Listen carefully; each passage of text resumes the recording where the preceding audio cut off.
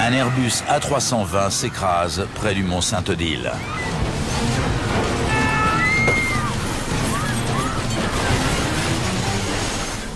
DA, votre position? Il y a des survivants, J'ai paniqué, j'ai cru que j'allais mourir brûlé. mais ils sont loin d'être tirés d'affaire. En effet, il fait très froid et personne ne sait exactement où ils sont. L'avion peut être n'importe où. On s'attend à ce genre de cas de figure dans la jungle ou dans la forêt tropicale, mais pas dans une zone fortement peuplée. Avant de commencer à chercher les causes de l'accident du vol Air Inter 148, les enquêteurs doivent d'abord localiser l'appareil.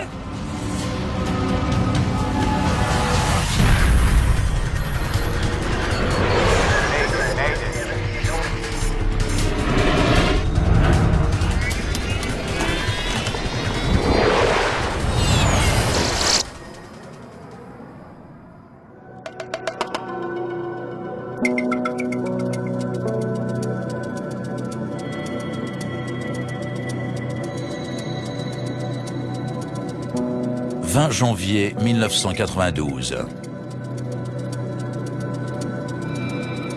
Le vol ITF 148 Delta Alpha d'Air Inter vient de décoller de Lyon. 124 décimales 95, merci. Le commandant de bord Christian Eke et l'officier pilote de ligne Joël Chérubin totalisent à eux deux plus de 12 000 heures de vol.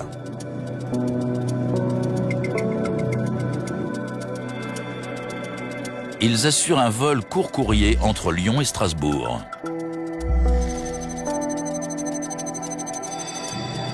Air Inter, dont la clientèle se compose principalement d'hommes d'affaires, met l'accent sur la ponctualité.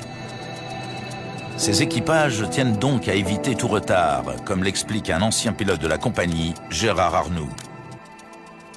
On était réputé pour la rapidité de notre temps de rotation. Plus on volait vite, mieux on était payé. On a fait 35 minutes de vol. 41 minutes.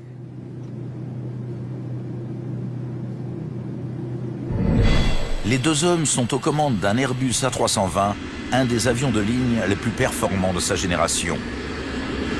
Avant le décollage, l'équipage programme le pilote automatique pour l'atterrissage sur une piste de l'aéroport de Strasbourg-Ensheim. Le poste de pilotage est très différent de celui des autres appareils. Il est équipé d'afficheurs à cristaux liquides et non plus analogiques.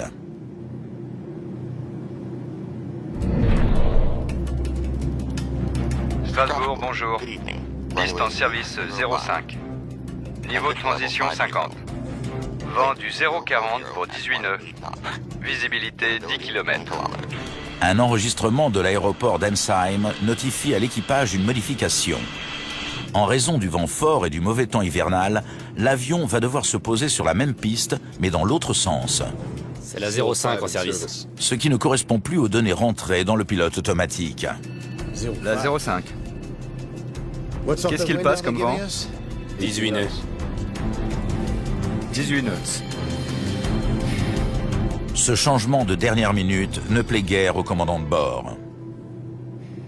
Pas de chance.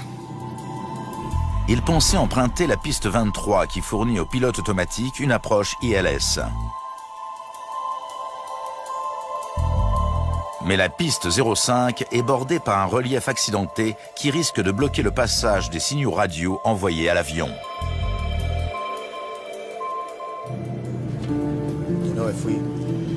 Si on fait la procédure 05, eh bien...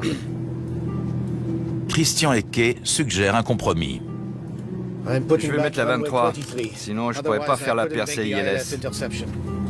Donc, il programme le pilote automatique pour qu'il dirige l'avion en direction de la piste 23. Mais une fois à proximité de l'aéroport, il prendra lui-même les commandes et évoluera à vue pour un atterrissage en piste 05.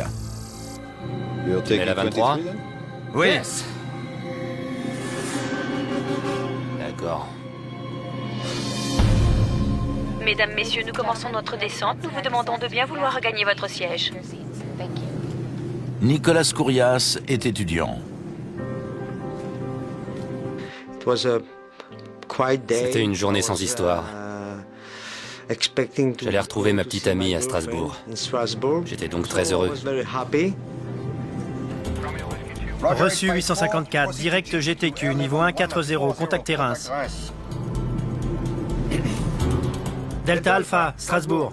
Ouais, on envisagerait de procéder Sierra Echo, faire un ILS avec une indirecte pour la 05 ensuite. L'aiguilleur du ciel de Strasbourg étudie l'option du commandant et lui signale qu'il y aura certainement un retard compte tenu du trafic important. Étant donné qu'on va avoir 3 décollages en 05, vous risquez d'attendre dans le stack à 5000 pieds.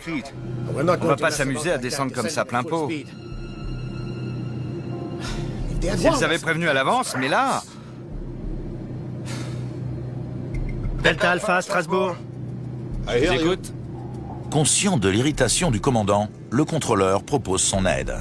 Si vous voulez, Je peux vous prendre au radar pour vous amener à Andlo à 5000.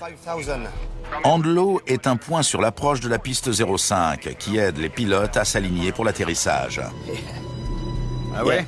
C'est bon. ok. Alors, virez par la gauche au cap 230. Bien reçu. Par la gauche, cap 230. Voilà, ça vous fera gagner du temps. La piste 05 ne permettant pas de faire toute l'approche au pilote automatique, le commandant de bord doit lui-même calculer l'angle de descente.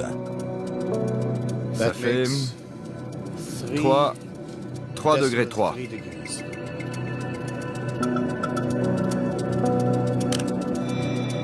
Donc 3,3, c'est tout à fait normal, oui, c'est un angle normal, et ça permet de rattraper doucement la bonne pente, voilà.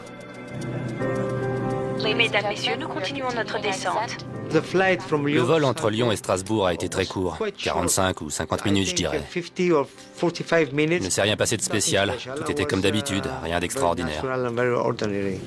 Merci. Vous virez par la gauche, un cap 90.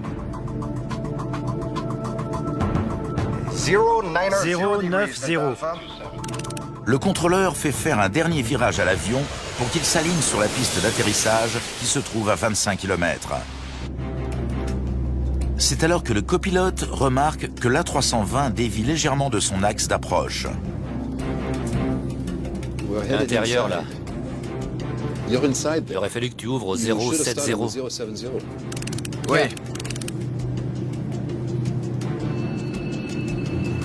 Au moins.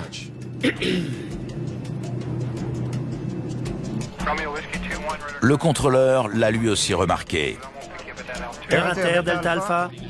L'avion ne s'est pas calé sur Andlo, le repère artificiel d'alignement sur la piste. Delta Alpha, travers droit Andlo. Malgré tout, le contrôleur autorise l'atterrissage. Autorisé à l'approche finale, VOR DME 05. Delta Alpha. Le commandant de bord entame la procédure d'atterrissage. Flaps vers 2. Flaps vers 2. Flaps à 2. Gear down.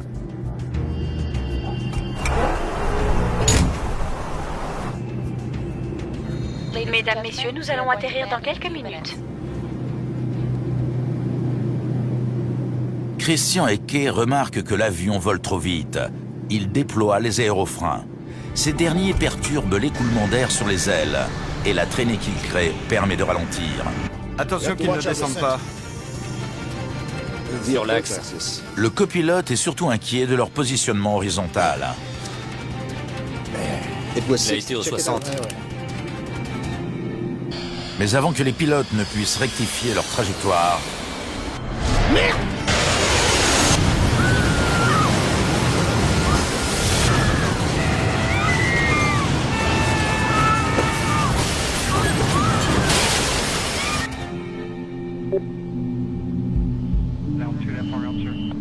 Et à votre position. Air Inter, Delta Alpha, Strasbourg.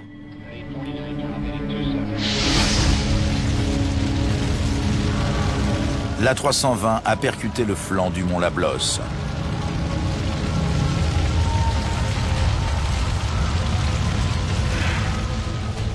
Léa, votre position?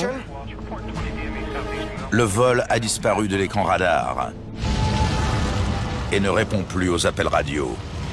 Aussitôt à Ensheim, l'alerte est déclenchée. Voilà le dernier contact. L'avion était à 20 km de l'aéroport. Savoir où se trouve l'avion est plus compliqué qu'il n'y paraît. En effet, les données du radar de l'aéroport ne sont pas enregistrées. La radiobalise de détresse de l'avion n'a émis aucun signal. Et chose étonnante, aucun témoin n'a vu l'avion s'écraser. L'avion peut être n'importe où. La zone de recherche s'étend sur plus de 20 km² de forêt, non loin de Strasbourg.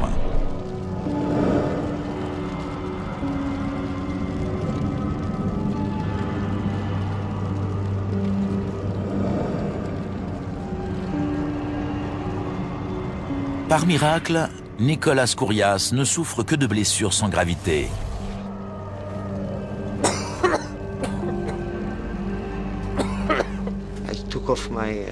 J'ai détaché ma ceinture, je suis sorti, j'ai essayé de trouver ma valise dans le coffre à bagages, mais il n'y avait plus de coffre. Je me suis rendu compte que j'avais survécu à un accident d'avion.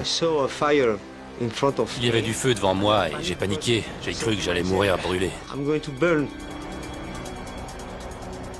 Je suis allé vers le fond de l'avion, enfin, ce qu'il en restait.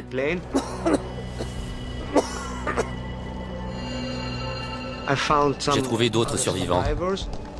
Venez, ça va sauter! J'avais peur que ça explose, je paniquais. L'air est saturé par l'odeur du kérosène. Les survivants s'éloignent de l'épave en flammes.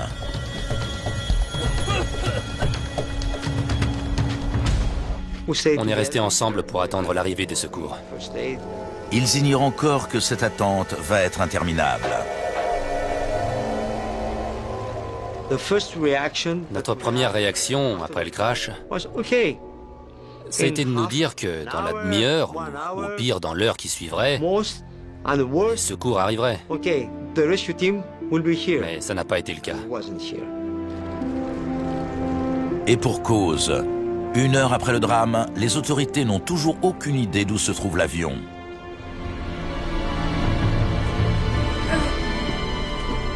Les survivants doivent donc endurer un nouveau calvaire. Résister à des températures inférieures à 0. 2h30 après la disparition du vol ITF 148 Delta Alpha, la situation n'a guère évolué. Nul ne sait où est l'A320. La tension est de plus en plus palpable lorsque le BEA, le Bureau Enquête Accident, envoie sur les lieux son chef adjoint, Jean Pariès. Immédiatement, j'ai appelé mes 2 principaux enquêteurs et on a mis une équipe en place. On s'est préparé pour se rendre sur le site dès qu'il serait localisé. L'attente paraît interminable. C'était étonnamment long. On s'attend à ce genre de cas de figure dans la jungle ou dans la forêt tropicale, mais pas dans une zone fortement peuplée comme les environs de Strasbourg. Ne voyant pas arriver les secours, Nicolas Kourias retourne à l'intérieur de l'épave pour chercher d'autres rescapés. Je pense que certains de ceux qui sont morts auraient survécu si les secours étaient arrivés plus rapidement.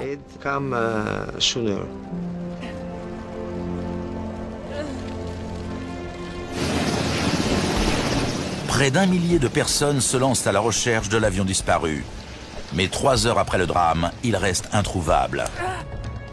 Alors que Nicolas Kourias s'enfonce dans la forêt, il tombe sur une équipe de télévision qui cherche l'appareil.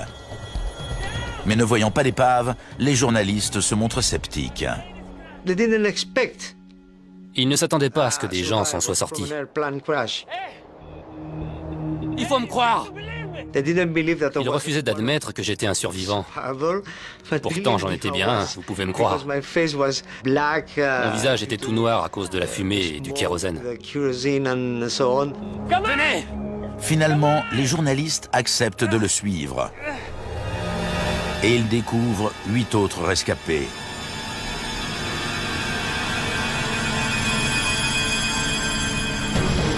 Enfin, les secours arrivent.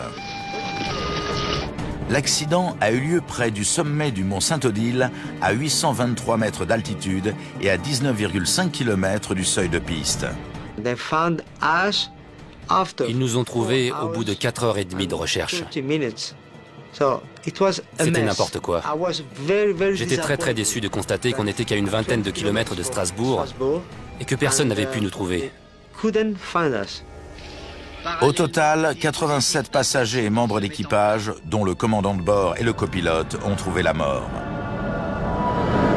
Les survivants commencent à raconter leur histoire, mais aucun ne peut expliquer pourquoi l'avion s'est écrasé.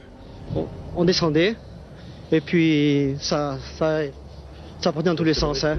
Je sais pas, on a dû toucher les arbres. Hein. Enquêteur au NTSB, l'équivalent américain du BEA, Bob McIntosh arrive à son tour sur les lieux. Le BEA a compris que l'attention du monde entier allait se concentrer sur cet accident, même s'il s'était produit sur le territoire français. Sa direction a donc réuni une équipe internationale de spécialistes pour participer à l'enquête. Jean Pariès, bienvenue dans l'équipe.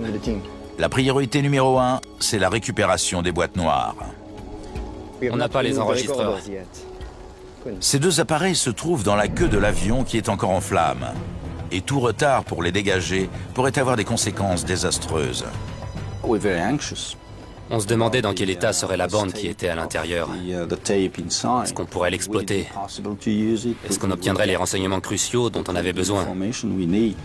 En plus d'une enquête administrative menée par le BEA, les accidents d'avion font également l'objet d'une enquête judiciaire. L'accès au site est donc interdit par des gendarmes tant que les boîtes noires n'ont pas été récupérées. Je revois encore les hommes de la gendarmerie des transports aériens qui étaient en faction et qui nous tenaient à distance de l'épave. Ils étaient très soupçonneux à l'égard des observateurs internationaux. Il vaut mieux attendre. Ils n'aimaient pas qu'on prenne des photos, ce qui nous a surpris. Lors d'un accident précédent survenu en France, celui d'Apsheim en 1988, les enquêteurs ont attendu 10 jours avant de remettre les boîtes noires à la police.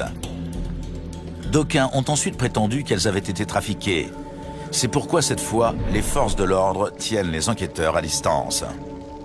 Je me souviens avoir vu l'enregistreur de paramètres au milieu des braises rougeoyantes. Mais je n'ai pas pu intervenir et dire qu'il fallait le mettre à l'abri le plus vite possible pour qu'il refroidisse.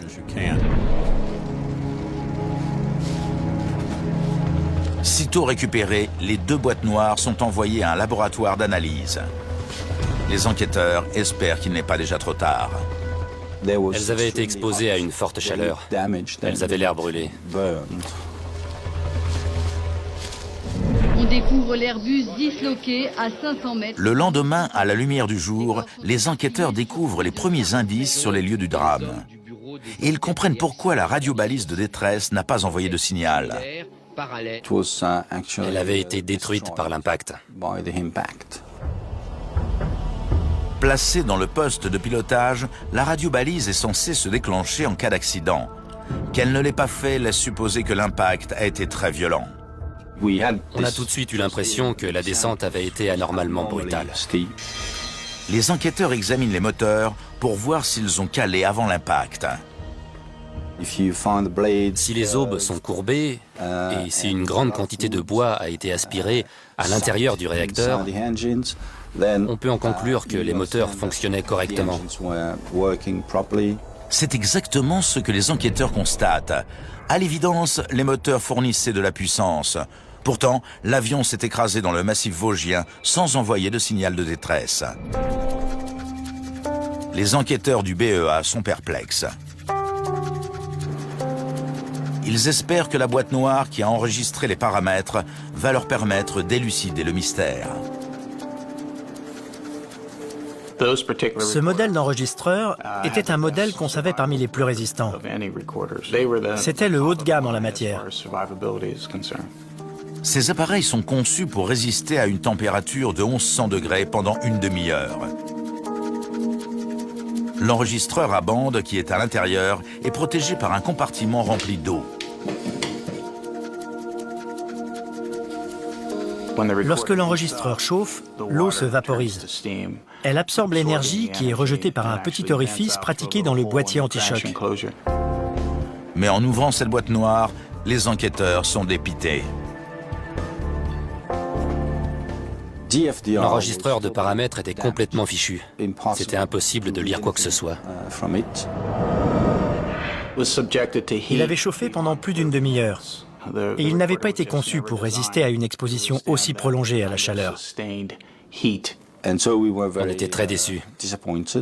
Désormais, l'unique espoir de récupérer les paramètres, c'est le QAR. Cet enregistreur est utilisé par le personnel de maintenance de certains exploitants pour analyser des vols. Et il enregistrait en partie les mêmes informations que l'enregistreur de paramètres. Contrairement aux boîtes noires, il se trouve près du poste de pilotage. Les enregistreurs QAR ne sont pas protégés. Ils sont à l'avant de l'avion, généralement dans la soute électronique. Et la plupart du temps, ils sont détruits par l'impact. Les enquêteurs ont d'abord la bonne surprise de constater que cette fois-ci, le QAR a résisté. Mais quand ils y regardent de plus près, ils doivent déchanter.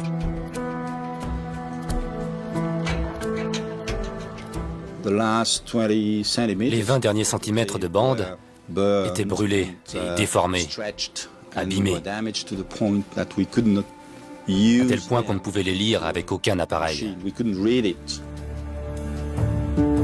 Déterminés à récupérer le maximum de renseignements, les enquêteurs misent sur une technique expérimentale, la lecture optique par grenat, qui permet de faire passer une lumière à travers une couche de grenat. On utilise cette pierre, le grenat, pour visualiser les impulsions magnétiques enregistrées sur la bande. Cette lentille spéciale permet aux techniciens de faire la différence entre les impulsions négatives et positives qui sont ensuite converties en éléments binaires ou bits. Il y a 768 bits par seconde. Ça fait beaucoup de 1 et de 0. Donc il faut faire très attention et être très précis quand on fait défiler la bande sous la couche de grenat, pour être sûr de n'oublier aucun bit ou de ne pas lire le même deux fois. C'est difficile. L'analyse des données est encore plus méticuleuse. Il a fallu presque une journée pour lire une seconde d'enregistrement. Mais toute seconde récupérée pouvait contenir un élément crucial. Récupérer tous les éléments de l'enregistreur QAR pourrait prendre des semaines.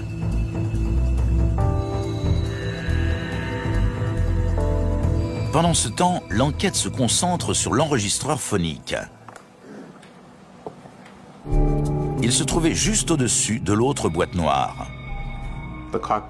L'enregistreur phonique n'était qu'à quelques centimètres, mais à l'extérieur des cendres et balayé par de l'air frais. Donc il a résisté. Je vais mettre la 23. L'agacement du commandant s'est manifesté très tôt pendant le vol. Tu mets la 23 ? Oui. Les enquêteurs savent qu'un atterrissage sur la piste 05 nécessite de faire une approche classique. Ça signifie que les pilotes reçoivent un guidage électronique qui ne concerne que le positionnement horizontal, c'est-à-dire à droite et à gauche, mais aucun concernant l'altitude. L'approche classique est nettement moins précise. Ce n'est pas vraiment difficile, mais c'est moins confortable. La 05 ? Qu'est-ce qu'il passe comme vent ? 18 nœuds. L'approche classique impose également un surplus de travail au pilote. Ce dernier est manifestement inquiet à l'idée de se poser sur la piste 05. 148 Delta Alpha, vous êtes numéro 1 pour la VOR DME 05. 05, 05, 05. Nautique. Ça passe pas. C'est beaucoup d'inquiétude pour une approche classique.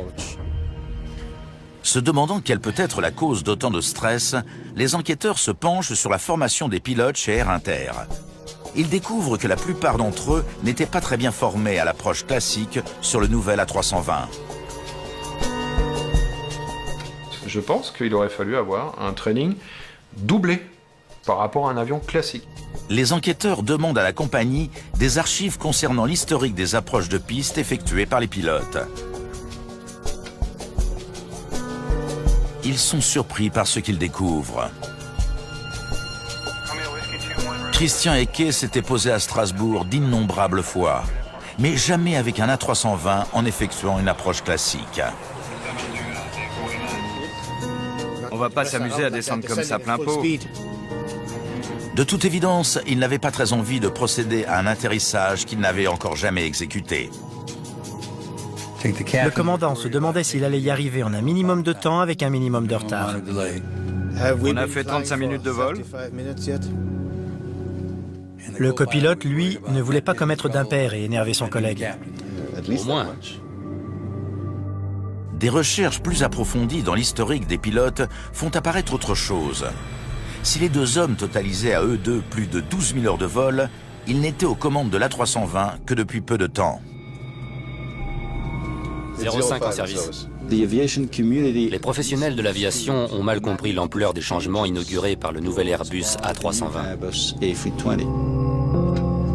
Le commandant de bord ne compte que 162 heures sur A320 et le copilote seulement 61. Derrière le scénario de cet accident, il y a un problème de confiance. La confiance au sein de l'équipage et la confiance en l'appareil. 18 nœuds. Pas de chance. Ils n'étaient pas préparés pour voler dans ce genre de conditions. S'ils avaient prévenu à l'avance, mais là...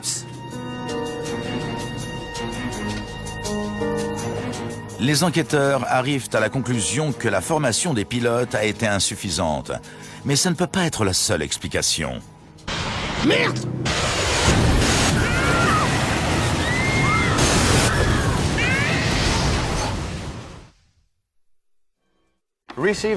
En cherchant d'autres facteurs, les enquêteurs s'intéressent notamment aux échanges avec le contrôle aérien. Si vous voulez, je peux vous prendre au radar pour vous amener à Andlo à 5000. Ah ouais, c'est bon. Alors aussi, l'équipage ce soir-là, quand on lui a proposé un radar Vector, il était content parce que ça diminuait sa charge de travail. Virez par la gauche un cap 90. Avec l'aide du contrôleur, cet atterrissage aurait dû être très simple. Mais lorsque le BEA reconstitue la trajectoire de l'avion, grâce aux renseignements fournis par les différents radars entourant l'aéroport, il s'avère qu'une grave erreur a été commise. Le 090 suivi depuis ici 090. ne les a pas conduits vers Andlo. Le dernier guidage radar transmis par le contrôleur était incorrect. Mais ici, merci. Plus près du massif. Ils ont dévié de leur axe parce qu'ils ont suivi le cap fourni par le guidage radar. Ils se sont retrouvés trop courts. T'es à l'intérieur là. Il aurait fallu que tu ouvres au 070. Ouais. Autre source d'interrogation, l'emploi d'une mauvaise phraséologie de la part du contrôleur pour avertir les pilotes qu'ils se déportaient vers la droite. Delta Alpha, travers droit Andlo. Du point de vue des pilotes, l'avion était à gauche de la piste, pas à droite. Ça n'a donc pu qu'ajouter à la confusion. Le contrôleur, en fait, il a fait un poor guidance, un mauvais guidage. Et il n'a pas utilisé la phraséologie standard. Les enquêteurs rédigent une recommandation afin que l'utilisation de termes tels que travers droit ou travers gauche pour indiquer à un équipage sa position par rapport à un repère soit éliminée de la pratique. Cette erreur du contrôleur a fait se rapprocher l'avion du relief. Virez par la gauche un cap 90. 090. Malgré tout, les enquêteurs ont la conviction de ne pas avoir reconstitué toute l'histoire.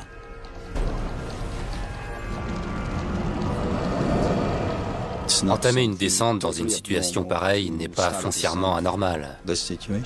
Flaps vers 2. Flaps vers 2. Ça n'est pas quelque chose de quotidien, mais ça ne sort pas des tolérances prévues par cette approche. Gear down. En étudiant la reconstitution de la trajectoire, les enquêteurs découvrent quelque chose de plus inquiétant que l'erreur dans le positionnement horizontal. En contournant le relief, l'avion a inexplicablement entamé une descente aussi brutale que rapide, particulièrement dangereuse. Ça représentait environ 2,5 fois le taux de descente normal. À cette altitude, c'est mortel. Sans cette descente brutale, ils auraient évité la montagne. Si la trajectoire verticale avait été correcte, ils n'auraient pas eu le moindre problème. Découvrir la raison de cette descente brutale est donc la clé qui permettra de comprendre pourquoi 87 personnes ont trouvé la mort à bord d'un des avions les plus performants de l'époque. Autorisé à l'approche finale, VOR DME 05. La descente a été entamée à 18h, 19 minutes et 38 secondes. Delta Alpha. C'est le point de non-retour. En étudiant la trajectoire de l'avion, les enquêteurs constatent que cette brusque descente a commencé 60 secondes avant l'accident. Delta Alpha.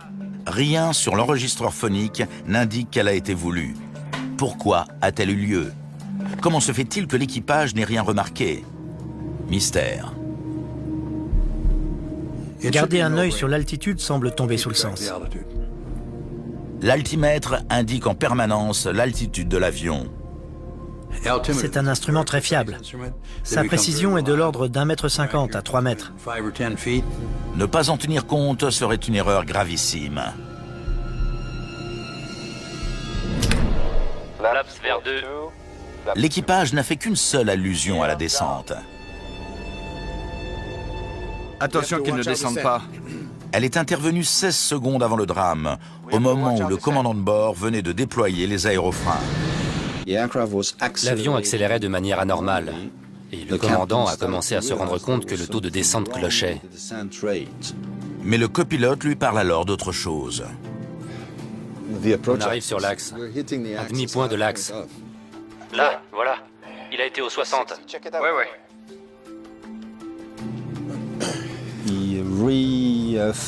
Il a attiré l'attention du commandant sur le positionnement latéral, alors que c'était le plan vertical qui était le plus inquiétant. Mais aucun d'eux ne s'en est rendu compte. Ils pensaient qu'ils allaient sortir des nuages, qu'ils verraient la piste et qu'ils n'auraient pas besoin de faire une approche aux instruments. Il a été au 60. Mais l'avion n'est jamais sorti des nuages. Comme on dit en aviation, il y a des rochers cachés dans les nuages. Il semble clair que l'équipage ne surveillait pas suffisamment son altitude. Mais un mystère subsiste. Quelle est la cause de cette descente tragique?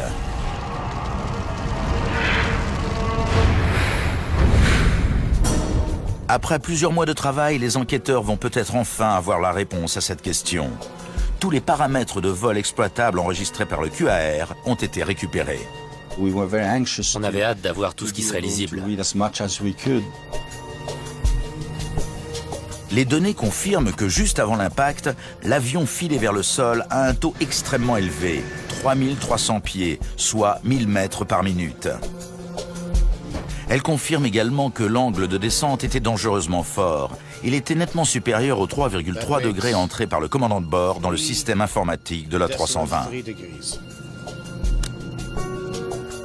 Ça fait une sacrée différence. Les enquêteurs se demandent alors si le pilote automatique n'a pas connu de défaillance. A-t-il ignoré la pente de descente raisonnable sélectionnée par Christian Ecke et précipité l'avion dans un plongeon mortel? Dans quel état il était avant l'accident?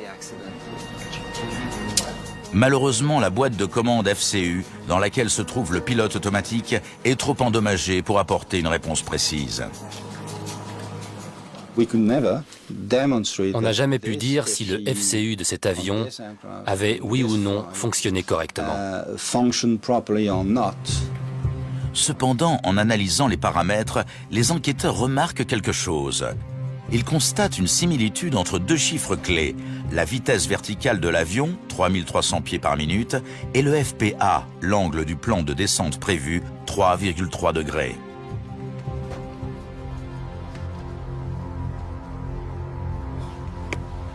C'est une coïncidence? En simulateur, Jean Pariès effectue un test. Faites-moi faire une descente de 3300 pieds par minute. Il suppose que cette similitude n'a rien d'une coïncidence. Le pilote automatique dispose de deux modes de descente.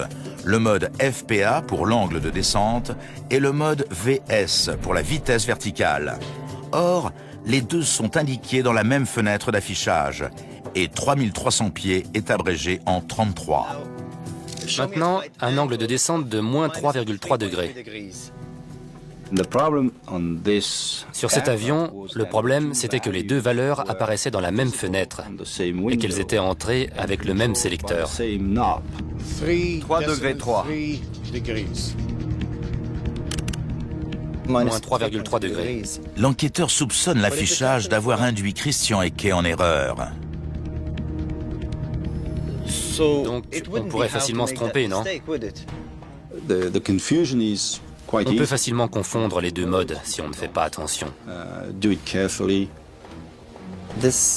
Si le commandant n'a pas appuyé sur le sélecteur de mode, entrée 33 n'aurait pas fait adopter à l'avion un angle de descente raisonnable de 3,3 degrés, mais lui aurait fait suivre un taux de descente très excessif de 3300 pieds par minute.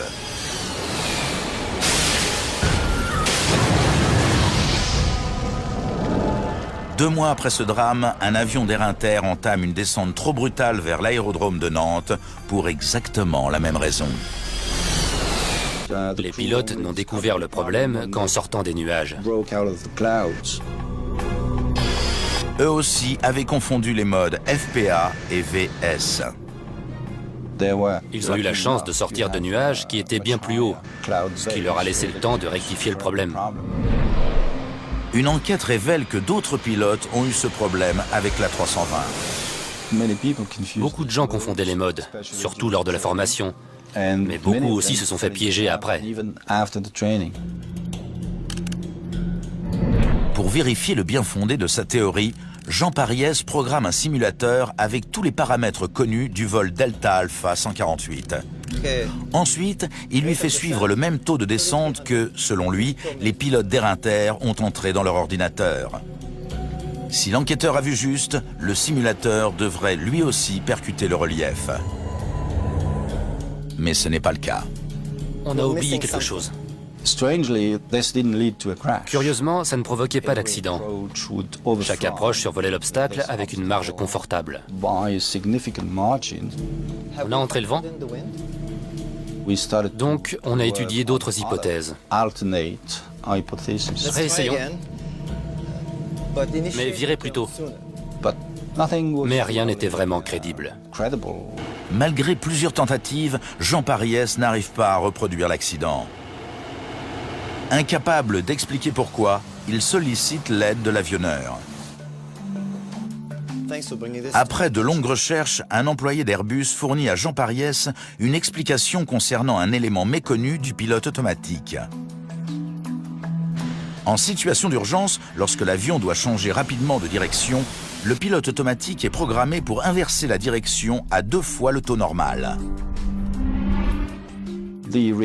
Cette réaction est beaucoup plus rapide, surtout dans les cas où l'avion descend et qu'on demande au pilote automatique de monter, ou lorsque l'avion monte et qu'on demande au pilote automatique de descendre.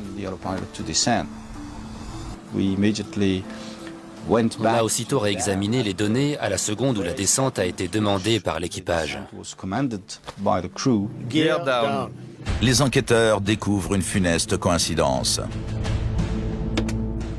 Malheureusement, on a constaté qu'à cette seconde précise, il y a eu une turbulence. Il y a eu un effet ascensionnel. Il est très léger, mais il est ici. Cette turbulence passagère fait légèrement monter la 320. Elle a fait monter l'avion à plus 600 pieds par minute de vitesse verticale, pendant une demi-seconde environ. C'est pendant cette demi-seconde que l'équipage a entamé la descente. Mais le pilote automatique l'a interprété comme une urgence qui nécessitait que l'avion perde de l'altitude à toute vitesse. Ça pourrait être ça. Cette perspective est lourde de conséquences. Une simple bourrasque qui se serait manifestée à un instant crucial a-t-elle provoqué la mort de 87 personnes? Ça arrive.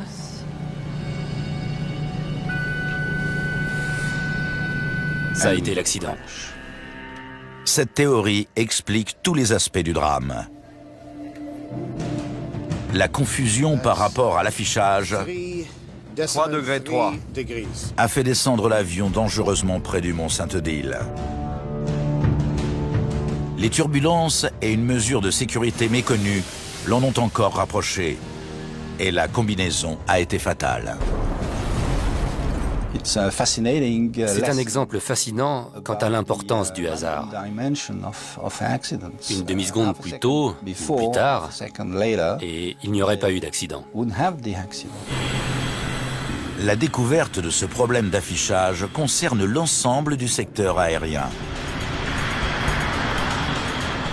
Les avions qui étaient équipés de cette avionique, comme le DC-10, le MD-11, le 747 et toute la gamme Boeing, ainsi que les avions de transport régional, tous ces avions étaient vulnérables. Les enquêteurs doivent répondre à une question cruciale qui concerne la sécurité aérienne dans le monde entier. Si l'interface du pilote automatique n'est pas modifiée, combien de personnes risquent de trouver la mort?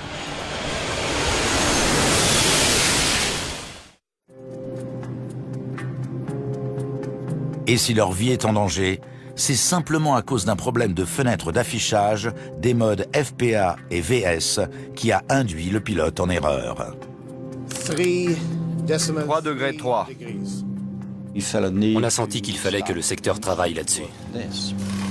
Le consortium européen Airbus réagit aussitôt. Le principal changement, qui a été effectué très rapidement, a été la modification de la fenêtre d'affichage. Sur la nouvelle, si le pilote sélectionne une vitesse verticale de 3300 pieds, les 4 chiffres apparaissent. La confusion entre un angle et une vitesse verticale n'est plus possible. Un seul mystère subsiste encore.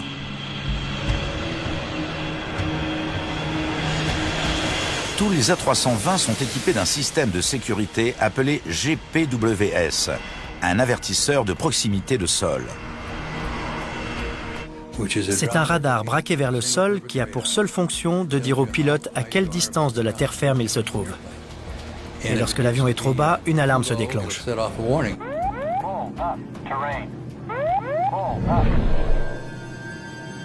Attention qu'il ne descende pas. Mais cet avertisseur ne s'est pas déclenché pour une raison toute simple. Son A320 n'en était pas équipé.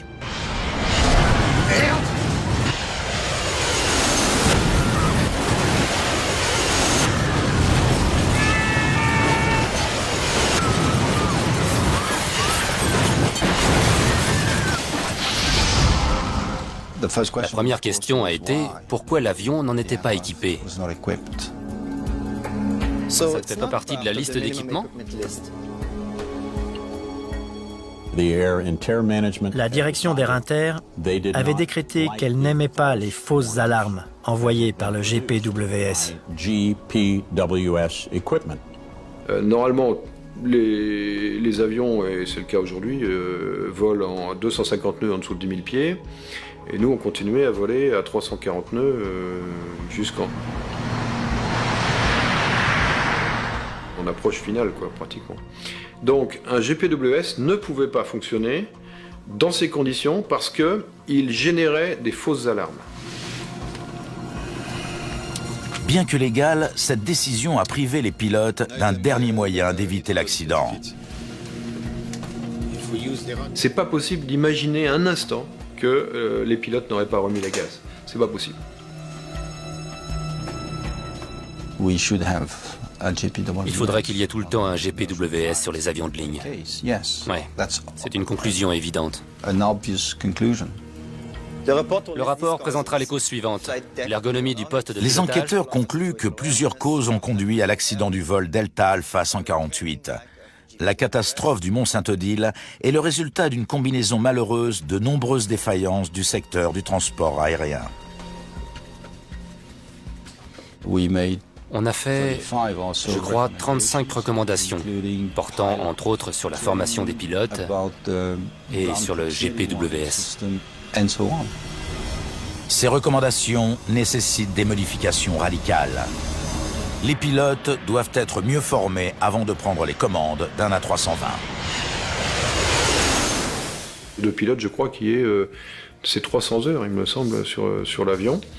Et donc, ils ont estimé que 300 heures, c'était suffisant. Chatelain, quand il parlait de 800, il parlait d'un niveau d'expertise. Autre changement, la conception d'une boîte noire plus résistante au feu. La FAA, l'aviation civile américaine, a fait des études portant sur les caractéristiques thermiques des incendies provoqués par les accidents. Elle est parvenue à une température de 260 degrés pendant 10 heures. DA, votre position? Air Inter, Delta Alpha, Strasbourg. Suite à cet accident, l'A320 est devenu un avion plus sûr. On ne peut procéder à de tels changements que si les gens sentent qu'il y a une bonne raison de les faire. Et malheureusement, la bonne raison, ça reste un accident. En tout état de cause, les améliorations technologiques devront toujours s'accompagner d'une formation de qualité pour les équipages. On dit dans le métier qu'il ne faut jamais laisser un avion vous emporter dans un endroit où votre cerveau n'est pas allé au moins 5 minutes plus tôt. Et cet accident est emblématique de ce qui arrive quand un équipage ne respecte pas cet adage.